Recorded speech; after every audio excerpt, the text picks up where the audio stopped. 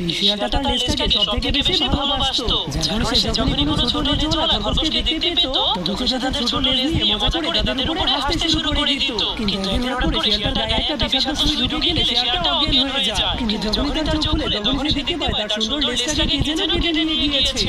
যার কারণে শিয়ালটা সব জায়গাতে তার লেজটাকে খোঁজাখুঁজি করার পরেও কোথাও খুঁজে পাচ্ছিল না। তখন হঠাৎ করে সে একটা ঘরের মধ্যে তার লেজটাকে দেখতে পেয়ে লুকিয়ে সেই ঘরের মধ্যে ঢুকে যায়। কিন্তু যখনই সে অনেক খুশি হয়ে তার লেজটাকে নিতে যাবে তখনই সে দেখতে পায় সেই ঘরের দেয়ালে হাজার হাজার পশু পাখিদের লেজ ঝুলিয়ে রাখা হয়েছে।